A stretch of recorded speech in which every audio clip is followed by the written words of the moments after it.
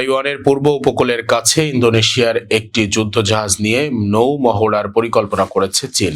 এই পরিকল্পনাকে বিপজ্জনক ও সামরিক উস্কানি হিসেবে আখ্যা দিয়ে তীব্র নিন্দা জানিয়েছে তাইওয়ান। চীনের প্রতিরক্ষা মন্ত্রণালয় জানিয়েছে, আগস্টের মাঝামাঝি তাইওয়ানের পূর্ব দিকে ইন্দোনেশিয়ার একটি নৌযানের সঙ্গে নৌ চলাচল মহড়া হবে। তবে মহড়ার নির্দিষ্ট স্থান জানানো হয়নি। তাইওয়ানের অভিযোগ, সাম্প্রতিক সময়ে পূর্ব উপকূলে চীনা টহল ও সামরিক তৎপরতা বেড়েছে। এবার ইন্দোনেশিয়ার সঙ্গে মহড়ার মাধ্যমে এই অঞ্চলে নিজেদের উপস্থিতি ও প্রভাব প্রতিষ্ঠার চেষ্টা করছে বেইজিং।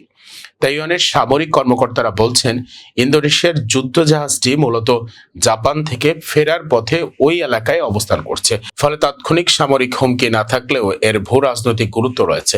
মহড়ায় ইন্দোনেশিয়া অংশ নিচ্ছে কিনা তা নিয়ে দেশটির কাছে ব্যাখ্যা চেয়েছে তাইওয়ান। তবে জাকার্তা এখনো আনুষ্ঠানিক কোনো মন্তব্য করেনি।